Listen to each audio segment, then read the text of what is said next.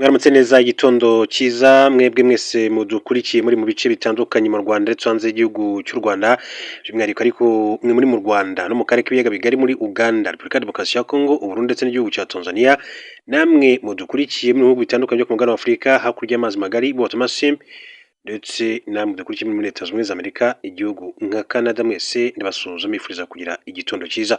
Itariki ya 15 kwezi kwa mbere 2026, umunsi udasanzwe ku baturage b'igihugu cya Uganda, ku gihugu cya Uganda muri rusange, ariko murabizi ko hari hateganyijwe amatora akomeye cyane y'umukuru w'igihugu cya Uganda, abagize inteko ishinga amategeko ndetse n'ay'inzego z'ibanze, ariko mu buryo butunguranye cyane hari amakuru aturutse i Kampala mu murwa mukuru w'igihugu cya Uganda, tugiye kugenda tugaruka muri rusange muri iki gitondo. Ravuga ngo ni inkuru y'agahinda ku baturage b'igihugu cya Uganda bose, kuri munsi w'itariki ya 15 ukwezi kwa mbere 2026. Buriya se iyi nkuru reka ariyo duheraho, ntabwo iyo nkuru yari yaboneka ngo tuyihereho, bon n'ibitari yaboneka nta kibazo, reka duhere ku ya makuru mu buryo bwinshi make, hanyuma mbone kugaruka kuri iyo nkuru y'ingenzi ituruka mu gihugu cya Uganda bakimara kuyitunganya. Ariko rero mbere gato yuko tuza kwinjira kuri iyo nkuru, nibamara kuyitunganya reka mbanze mbabwire ko hari andi makuru akomeye cyane avuga yuko mu burasirazuba bwa Repubulika ya Demokarasi ya Kongo drone z'ingabo za RDC zagabye igitero gikomeye cyane muri Uvira. Ihuriro rya AFC 23 rirwanya ubutegetsi bwa Repubulika ya Demokarasi ya Kongo yatangaje ko ku gicamunsi cyo kuri wa 14 Mutarama 2026 ingabo z'iki gihugu zarashe ikiraro cya Karundu giherereye muri teritwari ya Uvira mu ntara Kivu y'Amajyepfo. Umuvugizi wa AFC 23 Lawrence Kanyuka yatangaje ko ingabo za RDC zifashishije indege zitagira pilote drone, cyangikiyemo rero byinshi ubuzima bw'abasivili kandi barahatikirira. Amafoto Lawrence Kanyuka yashyize ku mbuga nkoranyambaga agaragaza inzu nini yangijwe bikomeye cyane, ibisasu byarashwe n'izi drone. Yagize ati mu gihe hari kuba ibi bikorwa bikomeye cyane, M23 irasaba abenegihugu n'umuryango mpuzamahanga kuba rero umutangabuhamya ku bikorwa bya leta ya Kinshasa byirengagiza ibyo yiyemeje, cyane cyane amahame ya Doha. Iki gitero gikurikiye ikindi cya drone ingabo za Repubulika ya Demokarasi ya Kongo zagabye mu gace ka Mukoko gaherereye muri komine Minembwe no mu tundi bihana imbibi ku itariki ya 12 Mutarama, cyatwaye ubuzima bw'abasivili benshi.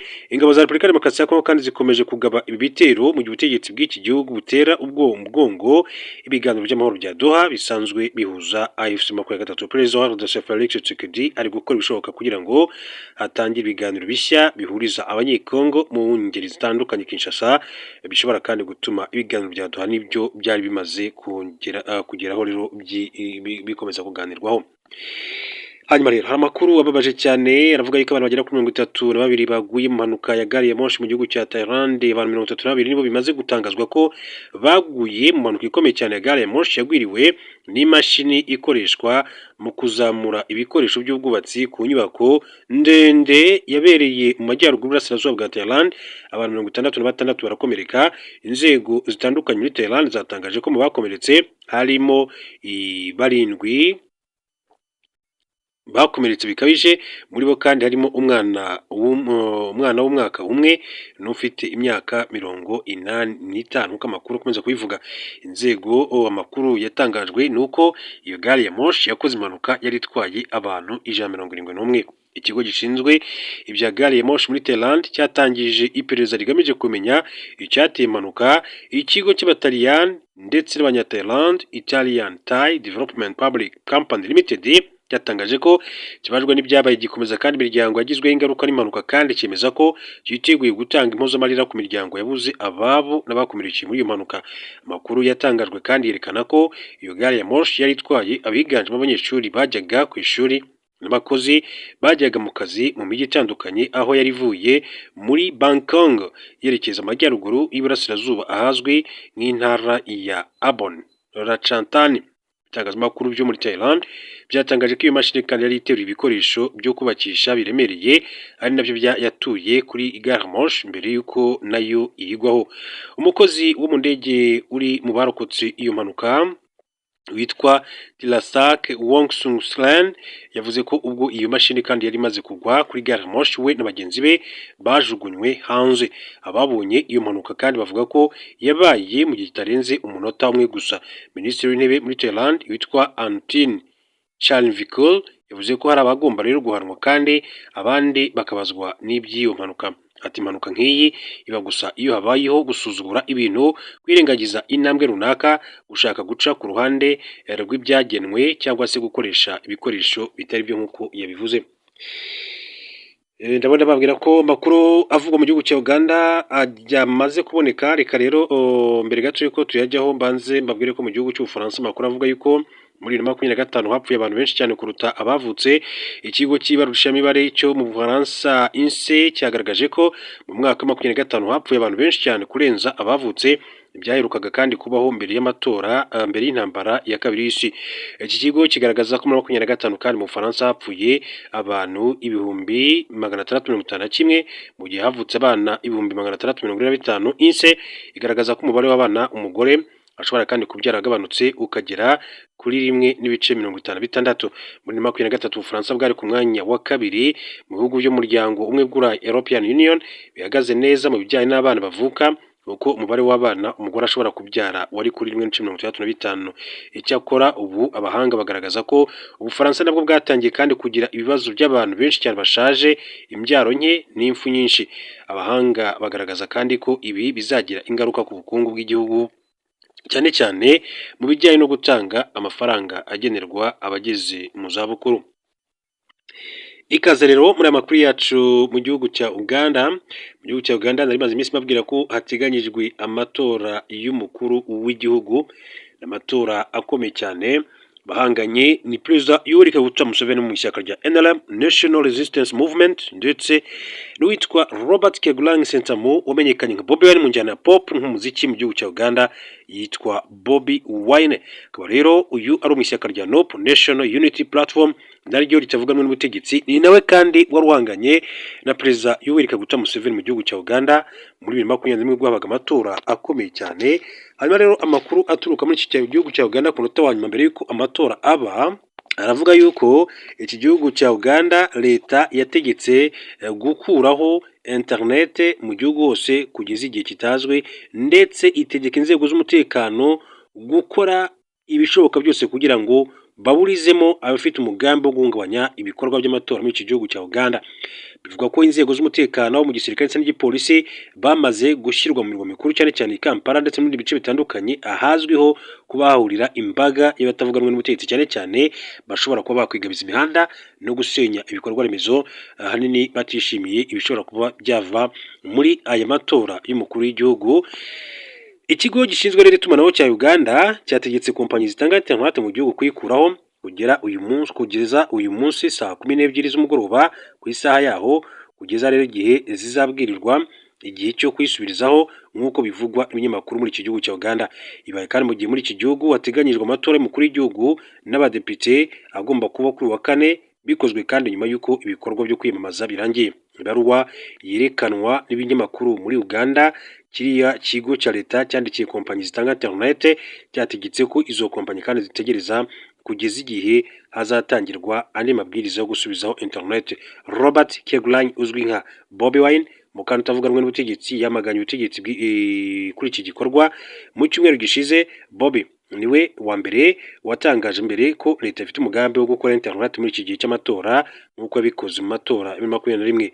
Wa kabiri ushize abategetsi muri Uganda kandi bari batangaje ko mu gihe cy'amatora internet itazakurwaho nk'uko byagenze muri 2021. Kiriya kigo kandi cya leta ubu cyatangaje ko icyo cyemezo cyafashwe hagamijwe kandi kurinda ikwirakwira ry'amakuru atariyo amakuru ayobya, ubujura bw'amajwi no guhamagarira urugomo, bishobora kandi kugira ingaruka ku mutekano w'igihugu cya Uganda. Batavuganwe n'ubutegetsi bavuga ko gukora internet muri iki gihe ubutegetsi bubikora bugamije gukorera mu mwijima, aho nta makuru kandi igenga y'ibirimo kuba abagera kuri rubanda uretse ayagenzuwe na leta aca mu bitangazamakuru byayo muri iki gihugu cya Uganda. Ku nshuro ye ya kabiri Bobi Wine kandi ahanganye na Perezida Museveni urimo kwiyamamariza manda ya 7. Abandi bakandida kandi 6 nabo bari muri iri hatana ry'amatora y'umukuru w'igihugu muri Uganda. Hanyuma mbere kandi gato yuko amatora muri iki gihugu cya Uganda, umukuru w'umurwi ujejwe amatora muri Uganda avuga ko yatewe ubwoba mu buryo bukomeye cyane. Umukuru w'umurwi w'igihugu ujejwe gutegura ndetse no guhagararira amatora muri Uganda avuga ko yatewe ubwoba ku bijyanye n'ivyo ashobora kandi gutangaza bizoba vyavuye mu matora buca aba muri ico gihugu. Simon Byabakama yashikirije ibi mu gihe ariko yishura ikibazo ca BBC ku bijyanye na video yazungurutse ku mbuga nkoranyambaga, aho umuhanuzi mukuru w'ico gihugu avuga ko umugwi ujejwe amatora utazokwigira na gato utangaza ko umukandida atavuga rumwe n'ubutegetsi Robert Kyagulanyi azwi cyane ku izina rya Bobi Wine ariwe mukuru w'igihugu ca Uganda. Muri iyo video uno muhanuzi kandi w'umukuru w'igihugu akurikirana ibikorwa yiga Kiyamukama yumvikana avuga ko ntimwitege kandi ntimuniyumvire ko Simon Byabakama yatangaza Bobi Wine Perezida Museveni asanzwe ari ku ngoma azoguma ku ngoma. Nimwigire rero mwiyumvira ko Museveni yova ubutegetsi biciye mu matora. Oya, nimureke gutakaza umwanya wacu. Byabakama arongoye kandi mu rwujejwe amatora ashimangira ko umurwi arongoye ukora ibikorwa vyowo muri mwidegemvyo hakurikijwe amategeko, akavuga ashimitse ko uzotangaza uzoba yatsinze nk'uko ibiharuro bizoba vyerekana. Agira ati itegeko ry'umukuru w'igihugu rirengera amatora riteganya umurwi ujejwe gutegura ndetse no guhagararira amatora guhinyuza, gutangaza no gushira ahabona ivyavuye mu matora y'umukuru w'igihugu. Nuko bimeze, ntushobora kandi guca ku ruhande y'ingingo y'iri tegeko. Yabandangije ahishura ko hari abantu bamugabishije ko ari nka hamwe yonanirwa kandi no gutangaza ko abantu bamwe na bamwe aribo bazuba kandi batsinze azoshobora kandi guhura n'ibibazo. Ati murazi ivyo nababwiye, ati mushinga naye jewe siri mu bikorwa vyo gutanga amajwi, sintanga amajwi, uwutora niwe agena amajwi uwitoza aronka, kandi ivyo abatora bazoba bavuze nivyo nzomenyesha igihugu ca Uganda. Abajwe na BBC iyo umuntu kandi amutera ubwoba uwo ari we, Byabakama yishuye ati nimbura kimazi, ati aba atacu afise akora, atariko kandi baza ko ushobora kubona mu ngendo yanje ko ubwoba ari ijambo ritari mu majambo yange. Ashimangira ko atamutima usimba kandi ko atakindi kimuraje ishinga atari ukurangura inshingano ziwe kubw'abanyagihugu ba Uganda. Byabakama ashimangira ko Uganda izoguma ari igihugu gitekanye n'inyuma y'amatora. Biteze ko abanyagihugu ba Uganda bitabira amatora uyu munsi wa kane igerekerezo rya 15/0 no ku kwezi kwa mbere, aho bagomba gutora umukuru w'igihugu n'abashinga amateka. Kuri uyu wa kabiri kandi niho imyamamazo yari maze igihe yarangira.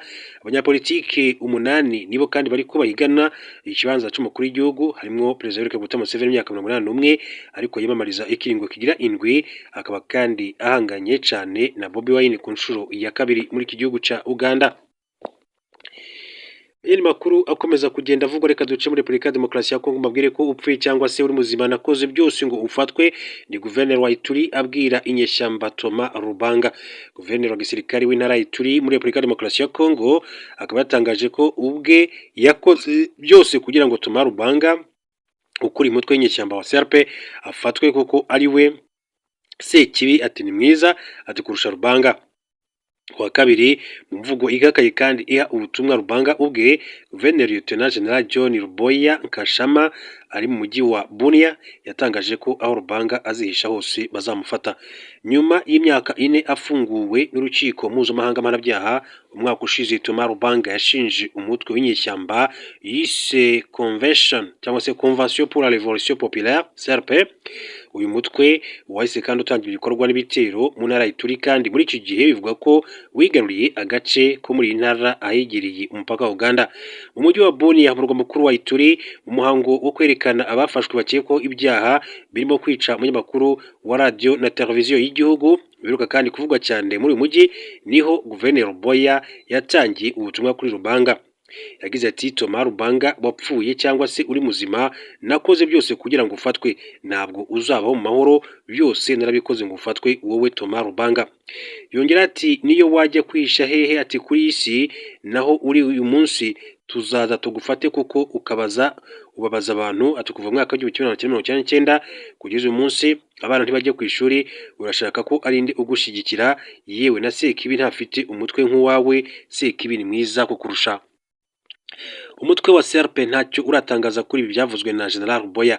Byagizweho impaka nyinshi cyane n'abantu ku mbuga nkoranyambaga, bamwe bashyigikira umuhate ndetse no kwiyemeza k'uyu musirikare mukuru, abandi bakimanga ubushobozi bw'ingabo ndetse mu gufata uyu Thomas Rubanga. Kuva muri 2021 leta ya Kinshasa yashyizeho ubutegetsi bwa gisirikare mu ntara za Ituri na Kivu ya ruguru mu cyo yise état de siège kubera umutekano muke, hagamijwe ko igisirikare gihabwa rugari kikarandura imitwe yose y'inyeshyamba muri Ituri. Ubutegetsi n'abaturage kandi bugarijwe ahanini n'ikibazo cy'inyeshyamba za ADF. Mu cyumweru gishize ibitero by'izi nyeshyamba ku ngabo za leta mu gace ka Mambasa byiciwemo abasirikare 14 ba FARDC nk'uko umuvugizi w'igisirikare yabibwiye itangazamakuru. Thomas Lubanga, uwa mbere wafunzwe akanaburanishwa na ICC, mu gihe ubu benshi barimo kwibaza niba General Ruboya azabafasha gufata Lubanga nk'uko yabisezeranyije. Abandi kandi bongeye kwibuka iri zina ryagarutse cyane mu makuru mu myaka yashize. Lubanga yavukiye mu ntara y'Ituri mu mwaka wa 1960, yinjira muri politike mu ishyaka rya MPR ryari ku butegetsi bw'icyari Zaire akiri umunyeshuri muri kaminuza Ikisangani, aho yize amasomo y'ibijyanye n'imitekerereze ndetse n'imyitwarire psychology. Nyuma yakomeje kandi mu ishyaka rya UDPS rya Etienne Tshisekedi, aho yabaye mu bakuriye urubyiruko rwaryo igihe kinini.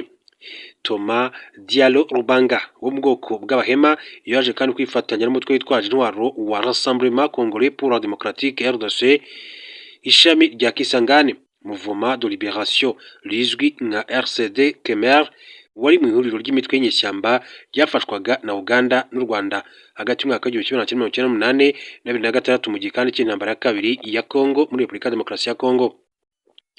Nyuma Lubanga yagiye kandi umutwe wa Merce wa Jean Pierre Bemba wafashwaga na Uganda mbere yo kugaruka kandi muri RCD akanagirwa ushinzwe ingabo, ariko muri 2001 kandi yahise ashinga umutwe we yise Union des Patriotes du Congo.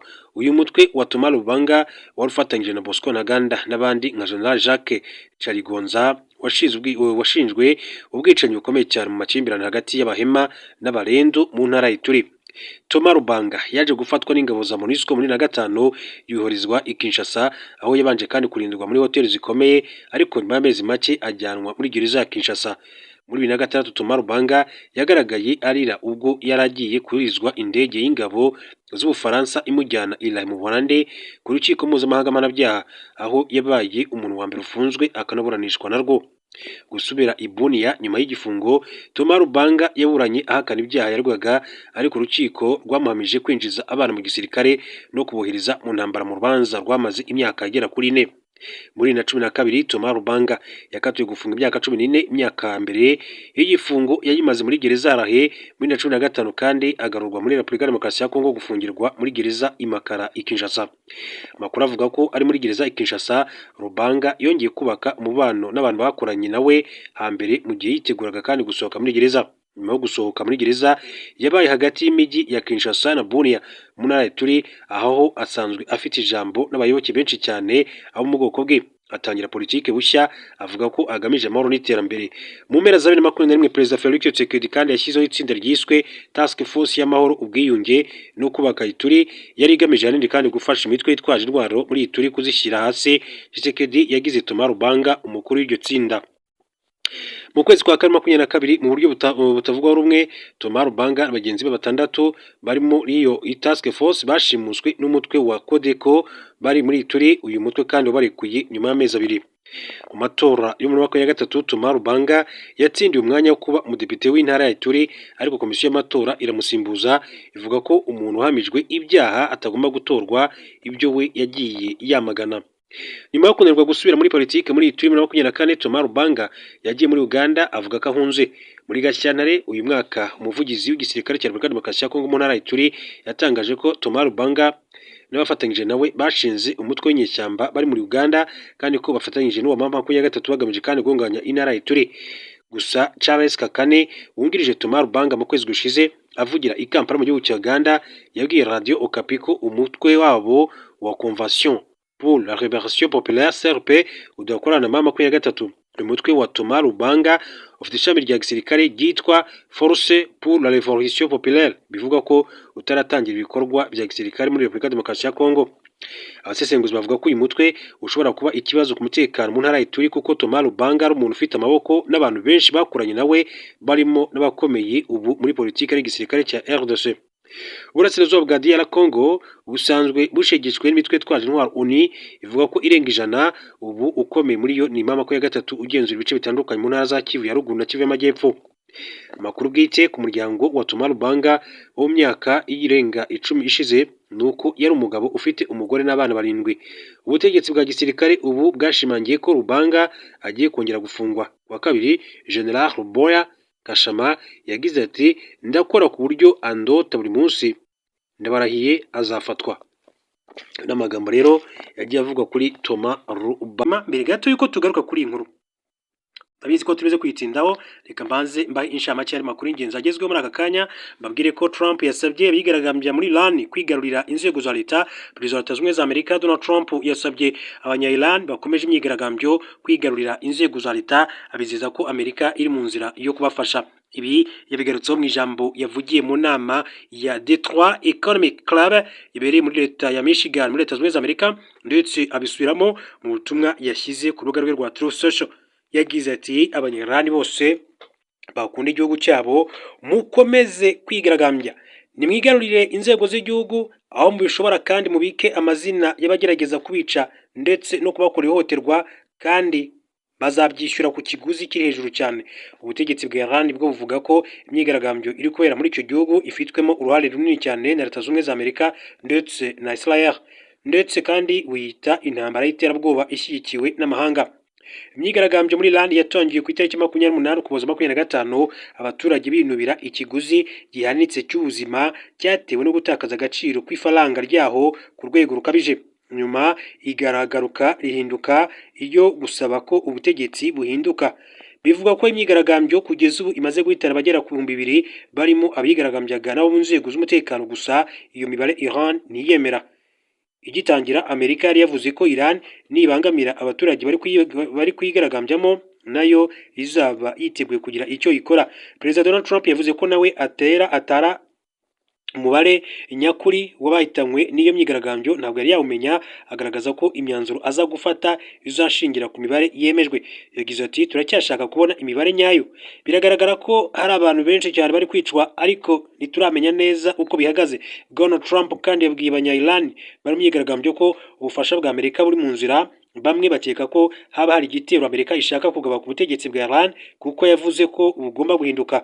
Gusa ubwo yaganiraga na CBC yasobanuye ko ubwo bufasha bushobora kandi kuba mu buryo butandukanye, harimo ubw'ubukungu. Anavuga ko Amerika kandi yashyizeho imisoro mishya ku bihugu byose bikorana ubucuruzi na Iran. Gusa abayobozi ba Iran bari babanje kuvuga ko Amerika niramuka kandi bateye nayo izibasira ibirindiro by'ingabo zayo zo mu burasirazuba bwo hagati. Nyuma Iran yaje kandi gusaba ibiganiro na Amerika ngo bihoshe uwo mwuka mubi. Mbere gato yuko tujya rero kuri inkuru ivugwa kuri Padiri Thomas Nahimana, reka mbabwire ko amakuru agezweho ubu tuvugana aka kanya ni uko u Rwanda rwohereje muri Jamaica itsinda ry'abasirikare bagomba gufasha iki gihugu gusana ibikorwa remezo byangijwe n'ikiza cy'inkubi y'umuyaga cyiswe Melissa iherutse kukibasira. Amakuru dukesha ubuyobozi bw'ingabo z'u Rwanda avuga ko aba basirikare bahagurutse ku kibuga mpuzamahanga cy'indege cya Kigali kuri wa gatatu tariki ya 14 Mutarama 2026. Aba basirikare boherejwe binyuze mu masezerano u Rwanda rufitanye na Jamaica, babarizwa muri brigade ikora ibijyanye n'ubwubatsi